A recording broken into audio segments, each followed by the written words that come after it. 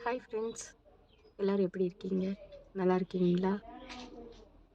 அது ஒரு ஒரு வீடியோ போட்ட பிறகு அப்புறம் கொஞ்சம் டைம் கிடைக்கல.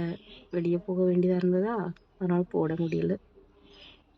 இது வந்து நம்ம வீட்டு பின்னாடி இருக்கிற ஒரு சின்ன இடம். ஒரு 8 அடி அப்படிதான் இருந்தது. எக்ஸ்ட்ராவா இருந்த இடத்துல நான் ஒரு முருங்கை மரம், அந்த முருங்கை மரத்து மேல இந்த கோவக்காய் கொடி, அதுக்கப்புறம் பீர்க்கங்காய் கொடி எல்லாம் போட்டு விட்டுருக்கேன்.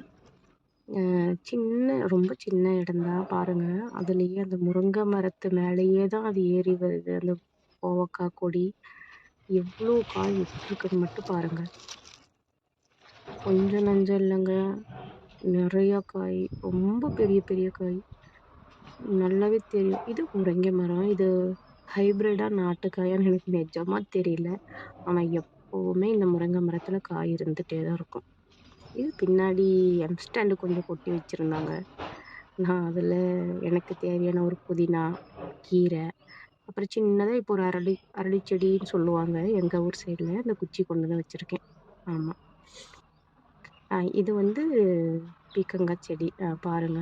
கோவக்கா எத்தன காய் விட்டுருக்குன்னு பாருங்க. பீர்க்கங்காய் நான் அடுத்த வீடியோல அட்டாச் பண்றேன். இதுலேருந்து எவ்வளோ காய் எடுத்திருப்பேன்னு சொல்லி. நீங்க நம்ப மாட்டீங்க ஃப்ரெண்ட்ஸ். அவ்வளோ காய் எடுத்து வச்சிருக்கேன். இன்னமும் காய் இருக்கு இதுல. பாருங்க, பின்னாடி இடத்த காட்டுறேன். இது ஜாதி முல்லை செடி. அது செடி வச்சு ஒரு 2 மாசம் ஆகுது. அது மல்லிகைப்பூ செடி. இது பச்சை மிளகாய். அதுக்கப்புறம் கருவேப்பிலை செடி.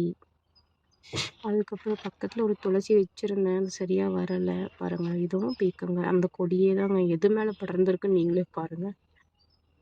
இப்பதான் காய். இது ஒரு செகண்டா தேர்டு என்னமோ காய்ங்க இது. கொஞ்சம் பூச்சி புடிச்சிருக்கு. இன்னமும் அதுக்கு மருந்து தயார் பண்ணி போடல. பாருங்க. முருங்கைக்காய் எவ்வளோ பெருசா இருக்குன்னு மட்டும் பாருங்க. ரொம்ப பெரிய பெரிய காயா இருக்குங்க. அத நான் ஹார்வெஸ்ட் பண்ணும்போது உங்களுக்கு ஒரு வீடியோ எடுத்து போடுறேன். கண்டிப்பா போடுறேன். இது பச்சை மிளகாய் செடி. ம். இது கீரை செடி. இது ரோஸ், ஊட்டி ரோஸ்.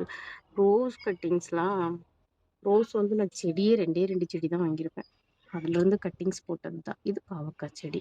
இந்த ஒரு கொடியும் போட்டிருக்கேன். இது கோவக்கா காய். பாருங்க, இன்னும் நெறைய இருக்கு. ஜஸ்ட் ஒரே ஒரு முருங்கை மரம்ன்றது ஃபர்ஸ்ட்டே இருந்துச்சு.